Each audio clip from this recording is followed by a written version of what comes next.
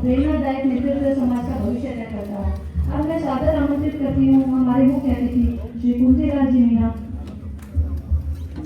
अतिरिक्त मुख्य सचिव राजस्थान सरकार, अपने अमूल्य विचार हमसे साझा कर हमें अनुग्रहित करें। मैं श्रीमती प्रभा मीणा जी, सुरक्षिता राष्ट्रीय मीणा महासभा को मंच पर आमंत्रित करना चाहूंगी। वे कृपया करके मंच पर पधारें। पदाधिकारियों से निवेदन करती हूँ कि प्रभा देवी जी को मंच पर मंचासीन करें।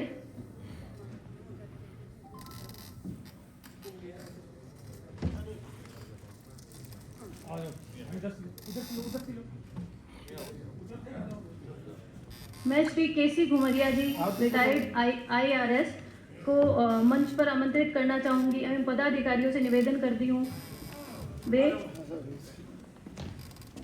सर को मंचासीन करें।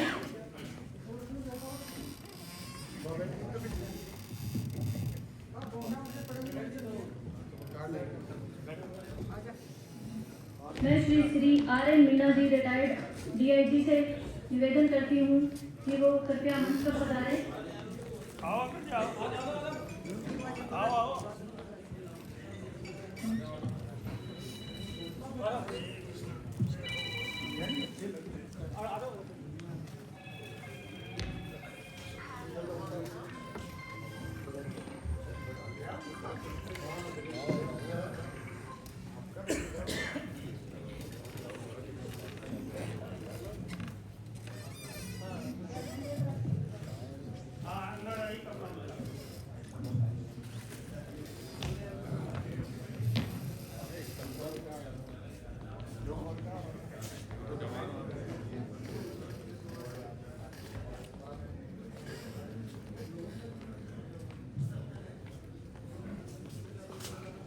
कार्यक्रम को आगे बढ़ाते हुए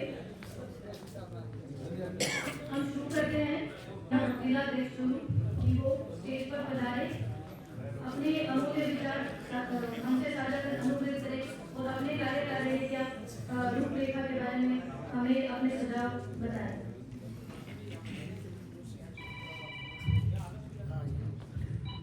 राष्ट्रीय मीणा महासभा के 27वें राष्ट्रीय अधिवेशन में पधारे हुए सभी आगंतुक मेहमानों का, राष्ट्रीय पदाधिकारियों का और मंच से आसीन विशेष अतिथि राष्ट्रीय मीणा महासभा के अध्यक्ष सचिव प्रकाश जी पबड़ी साहब और केसी घुमरिया जी, रिटायर्ड IAS, आप सबका मैं हार्दिक स्वागत अभिनंदन करता हूं। साथियों, राष्ट्रीय मीणा महासभा एक बहुत ही बड़ा वट वृक्ष बन चुका है, जिसके छांव में लगभग देश के 8 स्टेट के अंदर अपनी मीणा महासभा का यह संगठन चल रहा है। राजस्थान प्रदेश के प्रत्येक जिले के अंदर इसकी शाखाएं फैली हुई हैं। उसी के तहत राष्ट्रीय मीणा महासभा जिला चूरू का मैं अध्यक्ष होने के नाते जिला चूरू की प्रगति से अवलोकन करवाना चाहूंगा। राष्ट्रीय मीणा महासभा जिला चूरू विधिवत रूप से राष्ट्रीय मीणा महासभा के संस्थापक व आजीवन अध्यक्ष रहे श्री भंवरलाल जी मीणा के निर्देशन में राष्ट्रीय मीणा महासभा का 2003 को गठन हुआ। उसके उपरांत 2003 से हमारे जो पूर्व अध्यक्ष रहे किरोड़ीमल जी मीणा, जो राष्ट्रीय महासचिव भी थे, उनके अथक प्रयासों से जिला चूरू के अंदर बहुत ही सराहनीय और विशेष काम किए गए। उसी की बदौलत हमारे राष्ट्रीय मीणा महासभा जिला चूरू के तत्वाधान में जिला चूरू के अंदर 2 आदिवासी मीणा छात्रावास का संचालन हो रहा है, जिसमें एक जिला मुख्यालय पर अवस्थित है। उसकी जो नवाचार कहूँ या मैं आपको विशेषताएं बताऊं, उसके बारे में थोड़ा बहुत मैं आपको अवगत करवाना चाहूंगा। जिला मुख्यालय पर अवस्थित आदिवासी मेला छात्रावास, जिसके अंदर हम राजस्थान के किसी भी कोने के बच्चे हों, चाहे जिला धौलपुर के हों, चाहे भरतपुर के हों, चाहे स्वामाधुपुर के हों, दौसा के हों, डूंगरपुर, बांसवाड़ा, कहीं के हों, हम उनको निःशुल्क ठहरने की व्यवस्था करते हैं। जिला मुख्यालय पर कोई भी जरूरतमंद व्यक्ति आदिवासी समाज का यदि आ जाता है और हमारी महासभा को यदि वो सूचित करता है कि हम इस जगह पर हैं और हमें रहने की आवश्यकता है, तो उनके लिए भी हमने छात्रावास में व्यवस्था कर रखी है। महासभा के पास सूचना आते ही तुरंत हम उनके संपर्क करके और उनको ठहरने की निःशुल्क व्यवस्था करते हैं। तीसरा, हमारा एक जैसे सब जगह चल रहा है, राज्य स्तरीय या राष्ट्रीय स्तरीय परीक्षाओं का आयोजन होता है। जिस बच्चे को चूरू जिला मुख्यालय पर किसी को परीक्षा केंद्र आवंटित हो जाता है, यदि हमारे पास उन बच्चों की सूचना आती है, अतिथि की घोषणा हो जाती है, तो हम उनको एक हमारे जो छात्रावास का वो एड्रेस से जो पता है वो वायरल करते हैं और उसके अंदर जो भी बच्चे आदिवासी समाज के आते हैं परीक्षा देने के लिए, चाहे कहीं का हो, उनको हम निःशुल्क ठहरने की व्यवस्था करते हैं। एक हमारा जो राष्ट्रीय मीणा महासभा है, उसके तत्वाधान में हमने एक संकल्प लिया है, एक प्रस्ताव पारित किया हुआ है कि प्रत्येक माह की प्रथम जो रविवार होगा उसमें हम बैठकों का आयोजन करते हैं। प्रत्येक माह उस बैठक में हमारे जो सामाजिक मुद्दे हैं, ज्वलंत जो समस्याएं हैं, उनके बारे में चर्चाएं की जाती हैं। उससे संबंधित जो भी हितकारी हो, ऐसे प्रस्ताव पारित किए जाते हैं। बाय प्रिंट मीडिया, समाचारों के द्वारा करते हैं। उनसे संबंधित भी हम प्रस्ताव पारित करते हैं, चाहे मृत्यु दहेज हो, चाहे दहेज हो, चाहे और भी कुरीतियां हो, उनको मिटाने का प्रयास करते हैं और जो भी समाज के लोग हैं उनको जागरूक करने का प्रयास करते हैं। इस प्रकार राष्ट्रीय मीणा महासभा के बहुत ही शानदार टीम है और सब मिलजुल कर बड़ा ही शानदार कार्य कर रहे हैं, जिसमें हमारे अध्यक्ष महोदय शशि प्रकाश जी बबड़ी साहब, महिला महासभा समीक्षिका प्रभा देवी जी और पूरी टीम जो राष्ट्रीय पदाधिकारी हैं, उनका सबका हमें बड़ा ही सानिध्य और सहयोग मिलता है। बहुत बहुत धन्यवाद।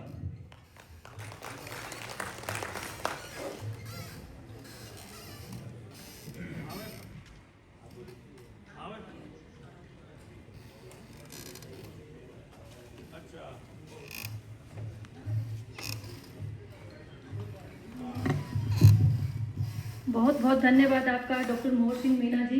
अब मैं आमंत्रित करना चाहूंगी श्री करतम जी मीणा, जिलाध्यक्ष अजमेर, कि वो मंच पर पधारे और अपने कार्य की जानकारी हमसे साझा करें।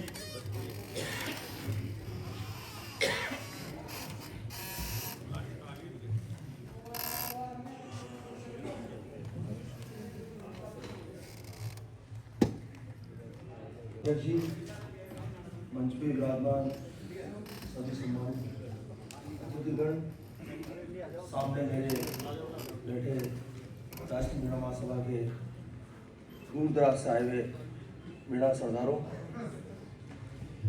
मैं अजमेर से हूँ और अजमेर साथियों ऐसी जगह है जहाँ बिल्कुल हम लोग अल्पसंख्यक हैं और जो भी है अजमेर में राजस्थान के हर कोने से आए हैं, मतलब मूल के अजमेर के लोग कोई नहीं है।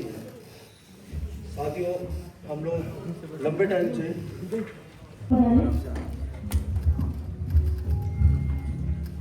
राष्ट्रीय मीणा महासभा के वार्षिक अधिवेशन में मंच पर विराजमान हमारी माता श्री, जो कि सभा की संस्थापक सदस्य रही है, स्वर्गीय मीणा साहब के जाने के बाद इस सभा का सारा कारोबार आप देख रही हैं। आपके पुत्र शशि प्रकाश जी टोपड़ी जो राष्ट्रीय महिला महासभा के भी अध्यक्ष है, मंच पर विराजमान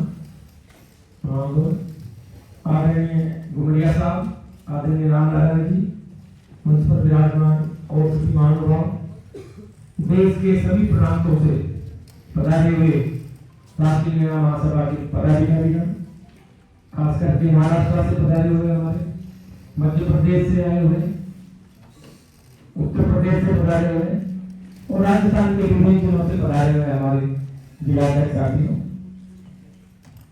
आज राष्ट्रीय महिला महासभा के इस राष्ट्रीय स्तर के कार्यक्रम में आने का आपने अवसर दिया, इसके लिए मैं महासभा के सभी पदाधिकारियों को बहुत बहुत हार्दिक आभार व्यक्त करता हूँ।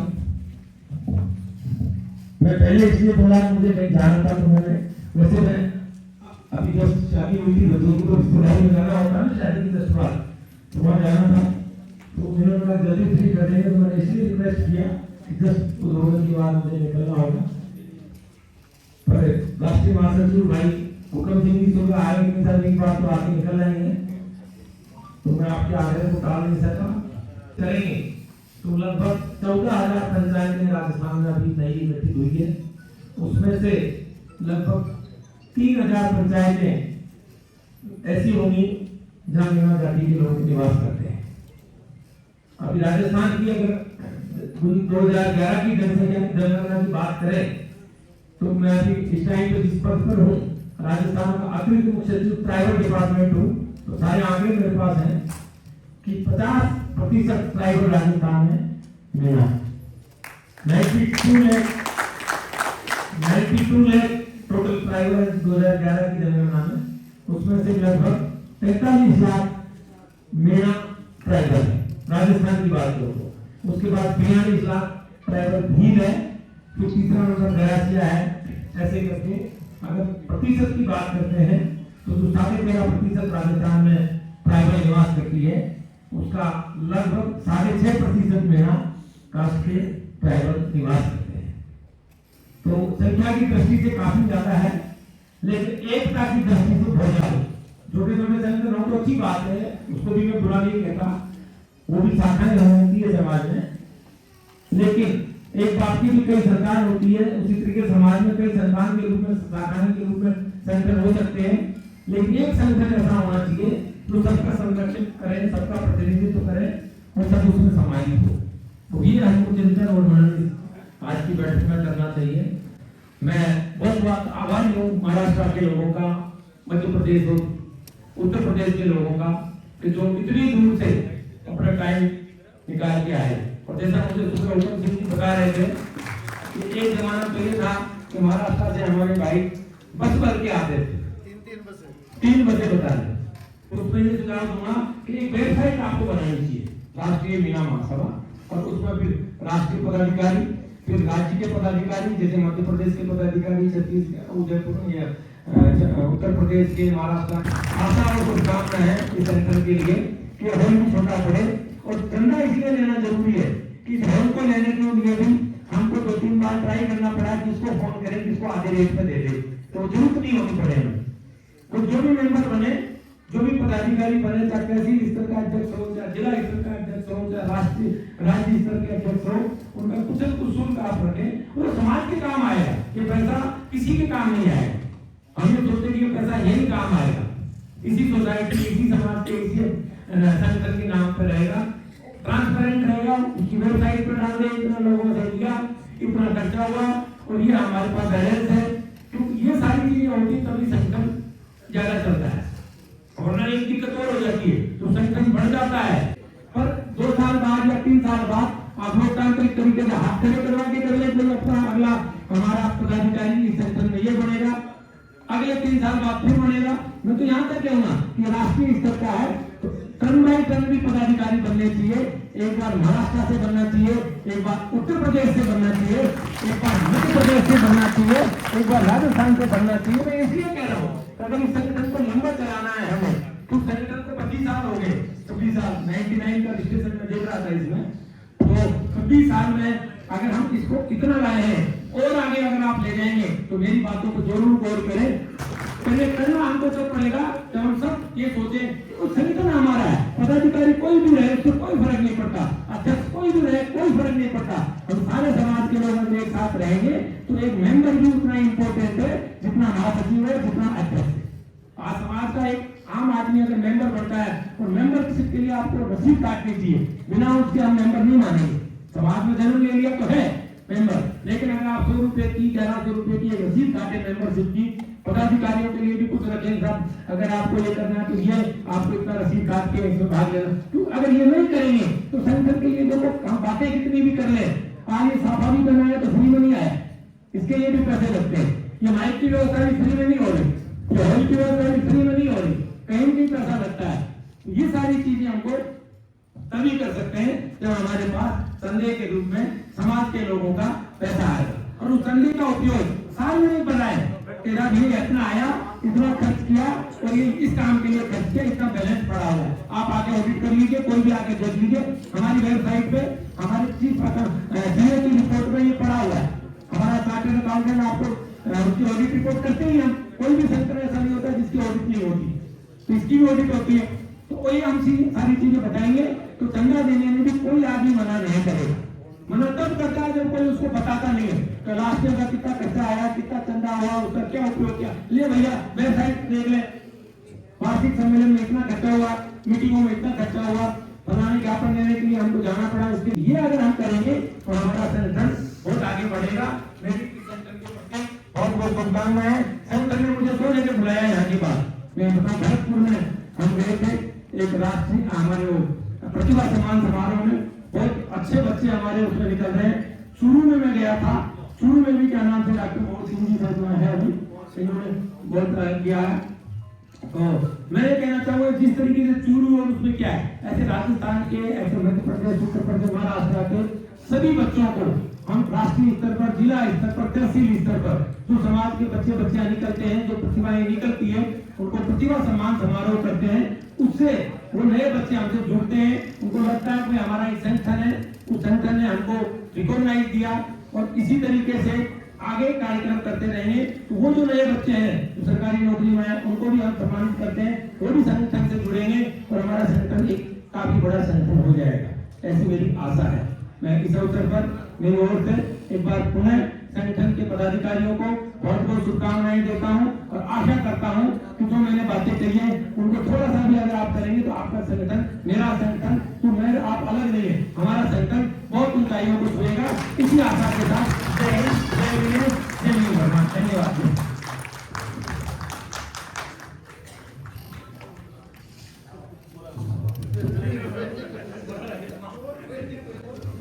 बहुत बहुत धन्यवाद सर, आपके शब्द केवल शब्द नहीं है, समाज के लिए मार्गदर्शन है सर, बहुत बहुत धन्यवाद आपका।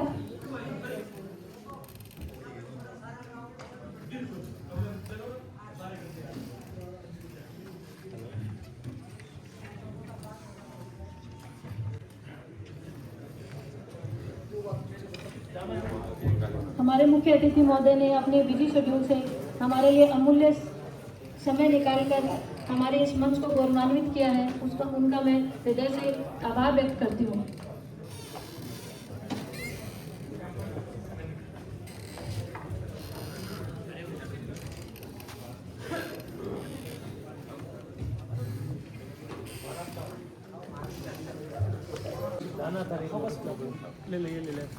सर के उद्बोधन ने हमें काफी गौरवान्वित किया है। जैसा कि हम सब जानते हैं कि हमने कई उड़ान पाया है, हम कोई लुढ़कने वाला पत्थर नहीं है, बल्कि हिमालय की तरह समाज के साथ यार वहाँ कहीं हमारे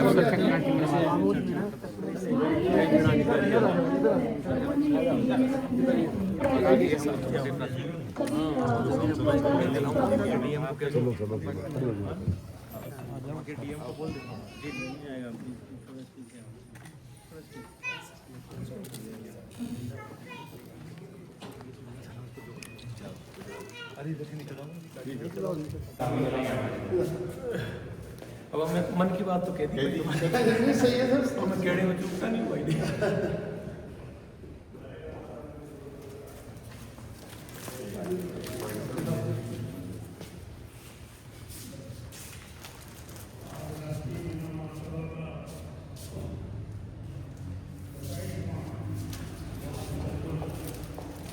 वर्षीय अध्यक्ष रहे स्वर्गीय मोहनलाल जी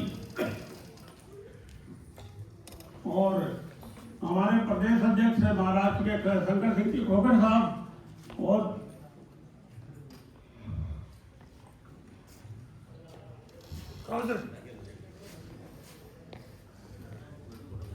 चूरू के जिलाध्यक्ष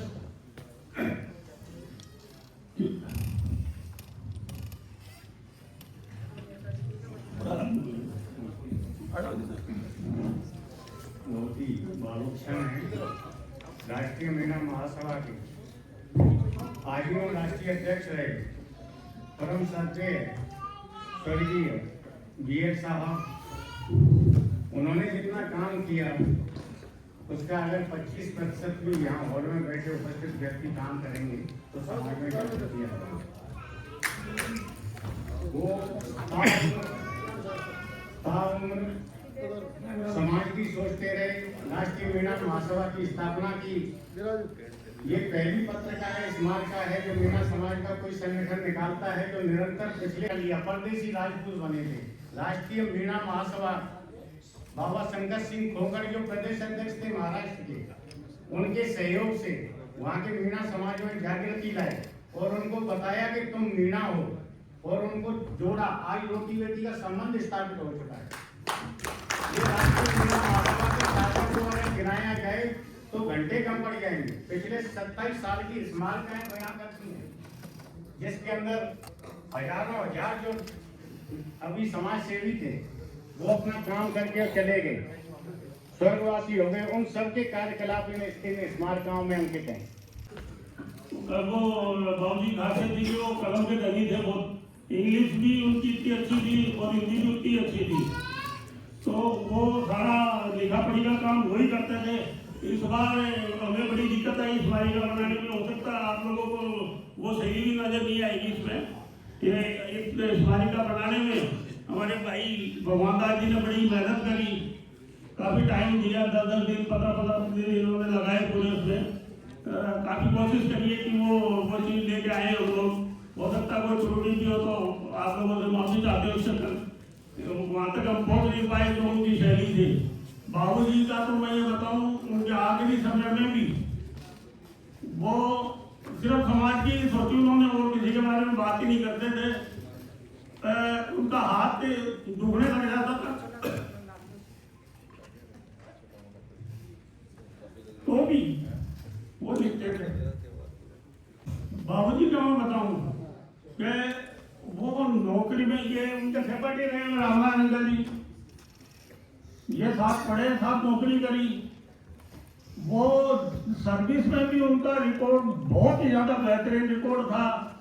अंतिम चरण तक अंतिम सांस तक आदमी सेवा है, ये बहुत बड़ी बात है। ऐसे घर के बारे में कोई बात नहीं करते थे और किसका क्या हो रहा नहीं, समाज के बारे में बात करते हैं। और जब रात को नींद भी खुल जाती थी उनकी करवाते थे कि आप अपनी भाषा शैली में लिखो और वो लिखते थे। फ्रांस से रिसर्च स्कॉलर आए, गैली ग्रेवल उसका नाम था फ्रांस से। आज भी उनके फोन आते हैं। उन्होंने पिताजी के ऊपर पूरी रिसर्च करी है, ये बहुत बड़ी बात है। और मेरे फादर के आपको बताऊं लंदन की म्यूजियम में उनकी फोटो लगी हुई है। शायद किसी में निकाली नहीं होगी आप उनका।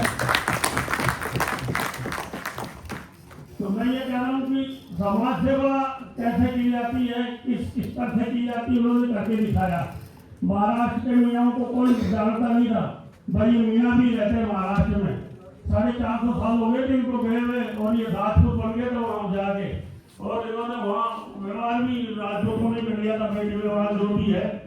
और इनको बताया कि आप मियाँ हो।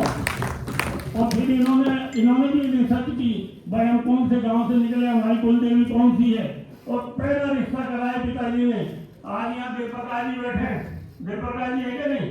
हाँ देवप्रकाश जी खड़े हो। देवप्रकाश जी पहला रिश्ता इनके बेटा जो है महाराष्ट्र में औरंगाबाद में, ये मतलब वहां से शुरुआत हुई। अब तो काफी रिश्ते हो गए। तो ये है बाबूजी के बारे में। तो जितना मैं बोलूँ उतना कम है, उन्होंने इतनी सेवा करी है। तो आप लोगों को भी मैं यही आह्वान करूंगा कि आप सब भी महासभा से जुड़े, इसमें काम करें।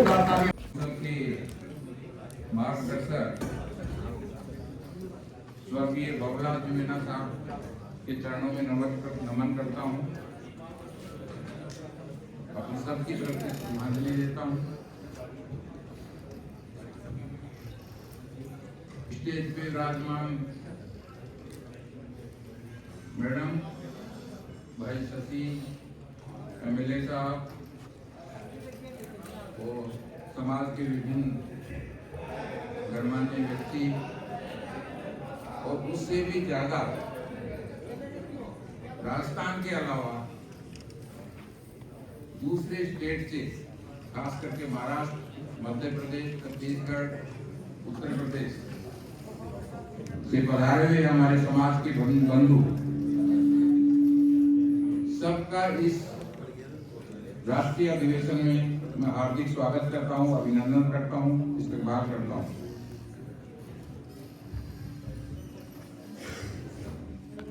जहां तक भंवरलाल जी का सवाल है,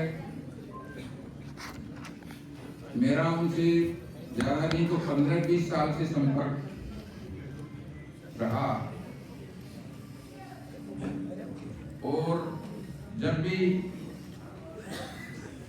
कोई आदेश करते थे, याद करते थे, तो हमने कोशिश की कि उनके आदेश की पालना हो और पूरे दिल से हो। मीणा समाज को एकजुट करने का जो बीड़ा उन्होंने उठाया, मैं समझता हूं कि राष्ट्रीय स्तर पर मीणा समाज को एकजुट करने का उनसे बड़ा प्रयास किसी ने नहीं किया और उनका जलवा मैंने खुद ने दूसरे स्टेट में देखा है। यहाँ तो देखते हैं, यहाँ के तो हैं अपन सारे, लेकिन मुझे याद है जब 2009-10 में मैं मीणा समाज का मुंबई का अध्यक्ष था, उस टाइम में राष्ट्रीय मीणा महासभा के नेतृत्व में औरंगाबाद से 150 किलोमीटर दूर, कौन सी जगह है मेरे को नाम याद नहीं आ रहा, 75 जोड़ों की शादी करवा के आए थे, सामूहिक विवाह, और उसमें मैं अपनी पूरी टीम को मुंबई से लेके गया था। मैडम और हमारे जो स्वामी जी हैं, गोगा मड़ी वाले महाराज जी, तो पूरी टीम थी और वहां के मीणा समाज को कितना इस कदर जगाया, कितना जोश था, मैं बताना चाहूंगा। औरंगाबाद तक फ्लाइट से गए थे, फिर हम बाई रोड यात्रा कर रहे थे, तो रास्ते में रोड के किनारे किनारे पहाड़ पत्थरों पे लिखा हुआ था, जोश में बोलो हम मीणा हैं, प्रेम से बोलो मीणा हैं, हम सारे मीणा भाई भाई हैं। तो इतना खुश थे महाराष्ट्र वाले कि आप सोच भी नहीं सकते हो।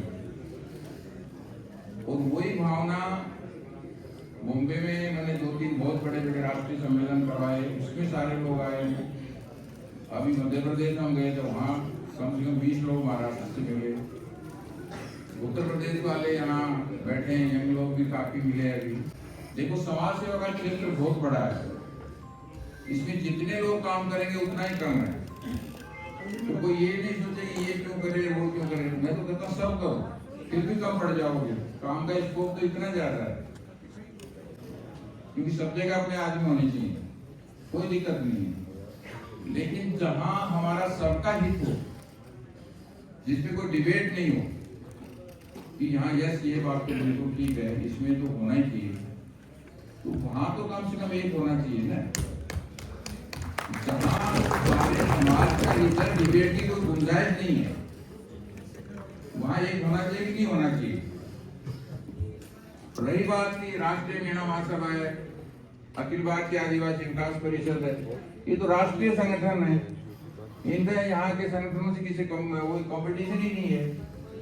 इनको एक आप अपने एक बड़े अमरेले की तरह समझो ना, जिसमें सारे हमारे मीणा समाज के लोग जुड़े हैं, आदिवासी जुड़े हैं। बाकी संगठन करें, अपना काम करते रहे, अच्छी बात है, करना चाहिए। बस एक करो, मेहरबानी करके एक बात करो कि एक तो एक दूसरे की इज्जत करना सीखो, टांग खिंचाई नहीं, टांग खींचना बंद कर दो, हाथ पकड़ना सीखो। और दूसरी बात यह है कि जो मुद्दे ऐसे हैं जिनसे आज हम, आप बताइए कि हमारे लोग इतना संघर्ष नहीं करते। आज जरवाल साहब को याद करूंगा, बाबूलाल जी ने भी उनके सानिध्य में काम किया, फिर आगे उनसे प्रेरणा लेकर आगे बढ़ाया कारवां को। अब ये लोग इतना पेन नहीं लेते तो आज हम सूट बूट पैंट पहन के और यहाँ खड़े रहते क्या? बिल्कुल नहीं। नाम नहीं है। इसके बाद आ जाइए आप 1853-54 हिंदुस्तान में मिला था। नौजवानों सुनिए, पढ़े लिखे लोग सुनिए, आपको ज्ञात होना चाहिए बात। 1853-54 के अंदर कोटा, बूंदी, झांझपुर, यहाँ के मीणा का विद्रोह, तगड़ा विद्रोह था। अंग्रेजों को मारते थे, हथियार छीनते थे। और आवाज गई बुंदेलखंड में, मध्य प्रदेश में, झांसी की रानी के नेतृत्व में वहां के जनजातियों ने अंग्रेजों के ढेर फाड़ दिए। इस बात को समझ करके अंग्रेजों ने क्या किया, 1854-55 के अंदर एक मीणा सदा बनाई। मीणा कोप कहते हैं।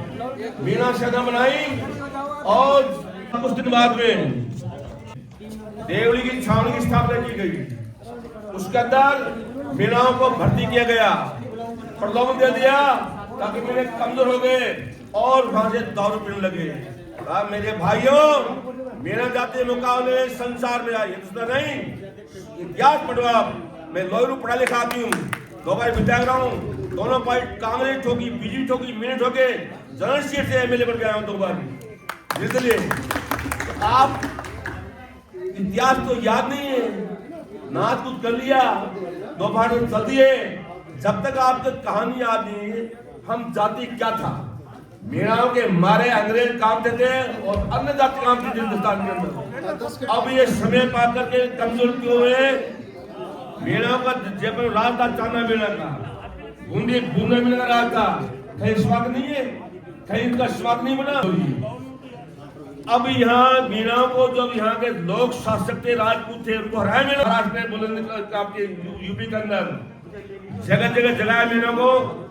महाराष्ट्र में मीणा क्या देशी राजपूत बताया गया, उनको बिल्कुल मीणा जाति से अवगत करा, हम मीणे बहादुर हैं। ऐसे ही आपका उत्तर प्रदेश के अंदर है, इनको अधिकार याद नहीं। ऐसे व्यक्तित्व की अनुपस्थिति में लोग चले गए हो। मैं कहना चाहता हूँ शशि भैया से, और जो भी समाज के प्रति जागरूक है, चाहे कोटा का हो, चाहे हरियाणा का हो, चाहे राजस्थान का हो, चाहे यूपी का हो, ये जनता नहीं है, कोई दिक्कत नहीं है। हिंदुस्तान आजाद होने के पहले इतने लोग थे, कुछ ही लोग थे। भगत सिंह, सुभाष, महात्मा गांधी, कुछ ही लोग थे। कारवां चलता गया, बढ़ता गया, फांसी लटके, हिंदुस्तान जग गया। तो मेरे भाइयों, अभी समय बाकी है, मेरे पहले बोल के क्या नाम बन रहा हो। तो उसे समझना चाहिए। एक और पॉइंट था कि हमारे जो मीणा समाज में हिंदू विवाह लागू नहीं है, ये जहाँ तक आप सभी को पता है। यहाँ पर जो महानुभाव है उसमें सबसे ज्यादा शायद एडवोकेट है, तो सभी को पता है कि मीणा समाज में हिंदू विवाह अधिनियम लागू नहीं है। तो यह रीति रिवाज परंपराओं में लागू होती है, और यह तलाक और विवाह को समझौता करने के लिए हमारे पास मीणा समाज के जो कानूनी अधिकार है उनका हमारे समाज का लोग इस्तेमाल नहीं करते हैं। और इसके चलते हमारी बहुत सी बहन बेटी है जिनको पता नहीं है कि उनके पति द्वारा डायरेक्ट मामला कोर्ट में ले जाया जाता है, जबकि हमारी बहन बेटी को यह तक पता नहीं रहता कि हमारे कानून में अधिकार हमारे समाज में ही है। अगर समाज चाहे तो ये कोर्ट कचहरी तक नहीं पहुंचकर यह समाज में मंच सामाजिक स्तर पर निपटान कर सकते हैं। समाज के लोगों से निवेदन है कि मेरे समाज के लोग इस बात से आकृति में लाए, जन जन में पहुंचाए और समाज में रीति रिवाज परंपरा को लागू करने के लिए संगठन बने, कमेटी, महापंचायत हो, ताकि हमारी बहन बेटियों को हमारे ही द्वारा समझ में न्याय दिलाया जा सके। क्योंकि कोर्ट में न्याय नहीं, कोर्ट के अनुसार हिंदू अधिनियम लागू नहीं होते हैं। तो इसीलिए हमारे मीणा समाज के बुजुर्ग लोगों से से मेरा निवेदन है कि इस जो भी बहन बेटियां आज तक जो भी समस्याएं हैं उनका निर्णय हमें समाज में बैठ के लेना चाहिए। समाज की पहचान उसकी संस्कृति से होती है और संस्कृति की पहचान उसकी महिलाओं का सम्मान से होती है। जिस समाज में बहन बेटियां सुरक्षित, शिक्षित और आत्मनिर्भर होती है, वही समाज सशक्त और प्रगतिशील बनता है। किसी भी समाज की पहचान हमारे कर्तव्य और हमारी बेटियों को केवल घर पर चार दीवारी के अंदर बंद करने से नहीं, सीमित करने से नहीं, बल्कि उन्हें शिक्षा और रोजगार का नेतृत्व देने से ही बदलती है। लेकिन हमें यह भी साथ में स्वीकार करना होगा कि अब कई चुनौतियां हमारे सामने हैं, जैसे शिक्षा में रुकावटें, सामाजिक भेदभाव। कहने को तो हम समानता का अवसर देते हैं, लेकिन अभी भी कहीं न कहीं समानता का अवसर हम नहीं दे पा रहे हैं। तो इसके खिलाफ हमें एकजुट होकर आवाज उठानी होगी। मैं विशेष रूप से हमारे समाज के बुजुर्ग और अभिभावकों से कहना चाहूंगी कि बेटी बोल नहीं समाज की शक्ति है, बेटी पराया धन नहीं, दो कुलों का मान है, और बेटी कमजोर नहीं, भविष्य का निर्माता है। तो आइए हम संकल्प लें कि हर बेटी को उच्च शिक्षा दिलाएंगे, दहेज प्रथा और कुरीतियों का विरोध करेंगे, बेटियों को आत्मरक्षा और आत्मनिर्भरता के लिए प्रेरित करेंगे। तो राष्ट्रीय मीना समाज का यह मंच केवल चर्चा का नहीं बल्कि परिवर्तन का मंच बने, यह हमारी सफलता का रहस्य है। Thank you. बहुत बहुत धन्यवाद सुनीता जी। आप वकीलों क्षेत्र में और समाज क्षेत्र में जो समझ रहे इसके लिए आपको बहुत बहुत धन्यवाद।